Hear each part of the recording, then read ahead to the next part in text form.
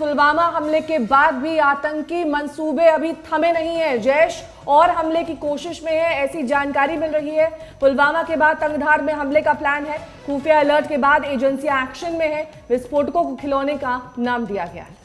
सूत्रों के मुताबिक हमले के लिए एक गाड़ी भी तैयार है। ये तमाम इनपुट्स इस वक्त मिल रहे हैं कि जैश और हमले कर सकता है और इसके लिए जो कोशिशें हो रही हैं उसकी भी जानकारी हम आपको दे रहे हैं। विस्फोटकों के जरिए इस हमले को अंजाम दिया जा सकता है।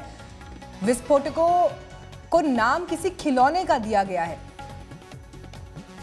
और इसके लिए एक गाड़ी भी तैयार है। चौकीबुल और तंगधार में हमले का अलर्ट है, इस तरह की सूत्रों से जानकारी मिल रही है। हरे रंग की गाड़ी से हमले का अलर्ट है, लेकिन अब यहां पर सुरक्षा एजेंसियां भी चौकन्नी, और हो भी क्यों ना, क्योंकि जिस तरह से हमला सीआरपीएफ के काफिले पर हुआ उसके बाद से ही लगातार आतंकवादियों को नेस्तनाबूद करने के लिए, उनके सफाई के लिए घाटी में ऑपरेशन चल रहा है। पुलवामा और शोपियां खासतौर पर वो इलाके जहां पर सबसे ज्यादा ऐसी घटनाएं सामने आती हैं, लिहाजा वहां पर सुरक्षा को लेकर चाक चौबंद व्यवस्था। लेकिन आतंकवादियों की इस साजिश को डिकोड कर चुकी है खुफिया एजेंसी। आपको ये भी बता दें कि पुलवामा जैसा हमला इसे इसलिए कहा जा रहा है क्योंकि पुलवामा में जिस तरह से आईडी का इस्तेमाल किया गया था, कार के अंदर आईडी रखा गया था और उस कार को काफिले के बीच घुसाकर बड़ा धमाका किया गया था, उसी तरह के कुछ हमले का प्लान अब बनाया जा रहा है। तंगधार में ये हमला किया जा सकता है, ऐसी जानकारी मिल रही है। और साथ ही ये भी आपको बता दें कि जब पुलवामा में मीनाक्षी हमला किया गया था तब भी इस तरह का अलर्ट सामने आया था। बाकायदा इंटेलिजेंस इनपुट्स ने कहा था कि काफिले पर हमला किया जा सकता है, इसीलिए रोड मार्ग द्वारा सीआरपीएफ के काफिले को ना ले जाया जाए, एरियल रूट से ले जाया जाए। ये तमाम हिदायतें दी गई थी, लेकिन इस वक्त हमारे साथ गौरव सावंत जुड़ गए हैं। गौरव, देखिए, बेहद अपने आप में संवेदनशील ये जानकारी जो खुफिया इनपुट्स मिल रहे हैं, इस तरह का जिक्र है कि 500 किलो आरडीएक्स का इस्तेमाल हो सकता है, खिलौने का उसे नाम दिया जा रहा है। किस तरह की और जानकारियां इसे लेकर सामने आ रही हैं?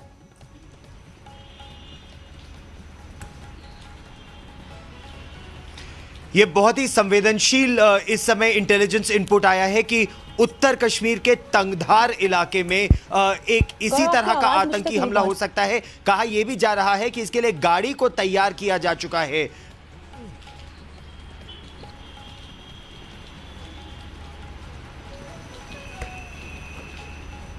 चलिए गौरव से दोबारा संपर्क साधने की कोशिश करेंगे। गौरव की आवाज हम तक दरअसल पहुंच नहीं पा रही है, लेकिन आपको ये बता दें कि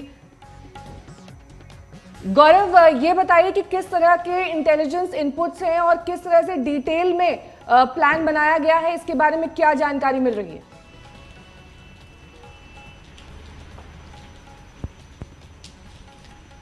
नेहा और मीनाक्षी, खबर यह है कि तंगधार इलाके में, उत्तर कश्मीर के इलाके में एक हरे रंग की स्कॉर्पियो गाड़ी को तैयार किया गया है और 200 किलो जो इनके पास एक्सप्लोजिव्स हैं वो आ चुके हैं। कोशिश उनकी ये है कि सेना के कॉन्वॉय को निशाना बनाया जाए। जिस तरह से पुलवामा में, यानी उस समय दक्षिण कश्मीर में हुआ था, एक निजी गाड़ी को इस्तेमाल किया गया था, फिर सेना ने कहा कि किसी निजी गाड़ी को आने की अनुमति नहीं दी जाएगी कॉन्वॉय रूट पर, तो अब सेना के ही रंग में एक सिविल गाड़ी को रंगा जाएगा और प्रयास ये कि उस गाड़ी का इस्तेमाल किया जाएगा ताकि वो धीरे से सेना के काफिले में घुसे और फिर इसी तरह के एक आतंकी घटना को अंजाम दे। इसके लिए इंटेलिजेंस ब्यूरो ने सेना को अभी सचेत किया है कि चाहे वो सेना का कॉन्वॉय हो या सीआरपीएफ का कॉन्वॉय हो, उसको निशाना बनाया जा सकता है आने वाले कुछ दिनों में। यहाँ पर अहम जानकारी जो मिल रही है कि पुलवामा जैसा ही अटैक किया जा सकता है और खिलौने का नाम दिया गया, इस तरह की चीजें डिकोड की गई हैं। इस बारे में क्या डिटेल्स हैं आपके पास? क्योंकि इस तरह की चीजें दरअसल सार्वजनिक नहीं करी जाती, ये बताया नहीं जाता कि ऐसा हो रहा है या ऐसे इनपुट्स मिले। पुलवामा हमले के पहले भी हमने ऐसा देखा था कि बाद में पता चला था कि इंटेलिजेंट इनपुट्स थे और काफी डिटेल्ड इनपुट्स थे।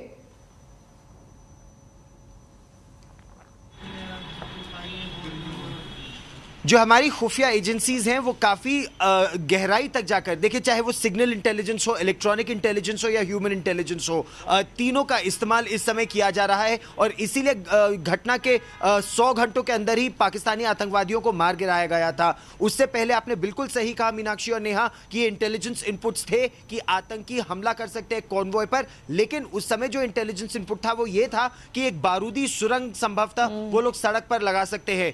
गाड़ी में हथियार रखकर या एक्सप्लोजिव्स रखकर वो गाड़ी कॉन्वॉय में भेड़ देंगे, ये इंटेलिजेंस इनपुट नहीं था। लेकिन अब की बार ये इंटेलिजेंस इनपुट है कि न केवल गाड़ी का इस्तेमाल होगा बल्कि उस गाड़ी को भी सेना के रंग में, यानी ओलिव ग्रीन कलर जो सेना की गाड़ियों का रंग होता है उसी रंग में उस गाड़ी को रंगा जाएगा। और वो एक एसयूवी की तरह गाड़ी होगी। चाहे सेना में इस समय टाटा स्टॉर्म गाड़ियां हैं या स्कॉर्पियो की तरह की गाड़ियां हैं, इस तरह की गाड़ियों का इस्तेमाल किया जाएगा ताकि अगर वो गाड़ी काफिले में कई पलटनों की गाड़ियां होती है, अलग अलग जगह से गाड़ियां आके एक काफिले का हिस्सा बनती है, तो अगर एक गाड़ी बीच में इसी तरह घुस जाए तो हो सकता है उस पर संदेह नहीं होगा और इस तरह से आतंकी घटना को अंजाम दिया जाएगा। और ये एक बहुत ही शातिर सैनिक सोच है। संभवतः पाकिस्तानी सेना इस तरह की सोच रखती है, आतंकवादी नहीं। गौरव, ये भी कहा जा रहा है कि सोशल मीडिया के जरिए इस मैसेज को डिकोड किया गया है। सोशल मीडिया में किस तरह के जरियों का इस्तेमाल किया जा रहा था?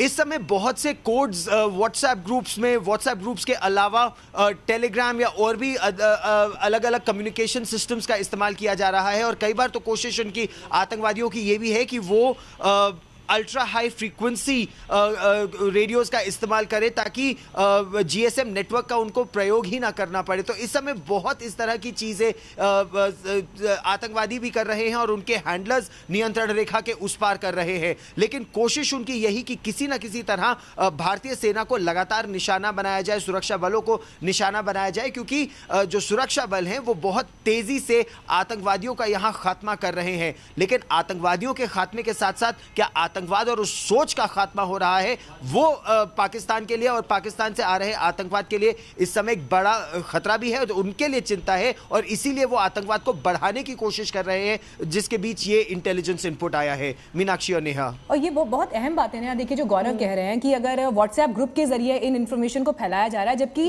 इस तरह की घटनाओं के फौरन बाद घाटी में अक्सर जो है सोशल मीडिया को बैन कर दी जाती है। अगला सवाल गौरव से यही होगा। गौरव, क्योंकि जब भी किसी तरह का हमला होता है उसके बाद उसकी जांच की जाती है, तमाम बातें सामने आती हैं, उसके लिहाज से हर एंगल से सतर्कता बरती जाती है। जैसा कि मीनाक्षी भी जिक्र कर रही थी कि व्हाट्सएप ग्रुप्स बैन कर दिए जाते हैं, मोबाइल इंटरनेट की सेवाएं ठप कर दी जाती हैं।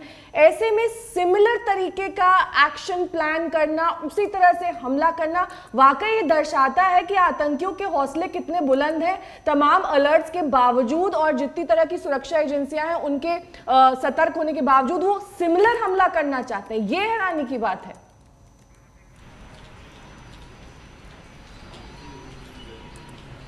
ये आतंक को बढ़ावा देने की एक बहुत पुरजोर कोशिश की जा रही है। देखिए, जैश ए मोहम्मद के जो सरगना है मौलाना मसूद अजहर, पाकिस्तान में बैठे बैठे वो लगातार संदेश भेज रहे हैं। उन संदेशों को भी यहाँ व्हाट्सएप के जरिए साझा किया जा रहा है। पुलवामा का एक इलाका जिसे जैश ए मोहम्मद का गढ़ माना जाता है, जहाँ पर ये इनकाउंटर भी हुआ था, उस इलाके में ये कहा जा रहा है कि अपने घरों से निकलिए और अपने वो जैश के झंडे वहाँ लगाइए और लोगों को अपने साथ शामिल कीजिए। तो इस तरह का प्रचार जैश ए मोहम्मद जैसा आतंकी संगठन दक्षिण कश्मीर में कर रहा है। अगर आप उस आतंकवादी आदिल अहमद डार की बात भी सुने तो वो आतंकवादी ये कह रहा था कि दक्षिण कश्मीर में तो आतंकवाद को बढ़ावा मिल रहा है, लेकिन श्रीनगर या उत्तर कश्मीर में ऐसा नहीं हो रहा है। और इसीलिए संभवतः अब कोशिश ये की जा रही है कि उत्तर कश्मीर में आतंकवाद को बढ़ाया जाए और इसीलिए तंगधार या बारामूला या उत्तर कश्मीर के इलाके से जो कॉन्वॉयज आ रहे हैं, वहां एक चैलेंज और भी है, एक चुनौती बड़ी सुरक्षा बलों के लिए ये भी है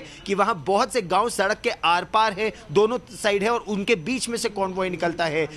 दक्षिण कश्मीर जैसा नेशनल हाईवे वहां अभी पूरी तरह से नहीं है हर इलाके में, तो वहां पर सेना के कॉन्वॉय को निशाना बनाना ये आतंकवादियों की साजिश है। और कल ही हमने आज तक पर हम लोग उत्तर कश्मीर गए थे और हमने ये रिपोर्ट किया था किस तरह से कॉन्वॉय के नए नियम अब लागू किए जा रहे हैं।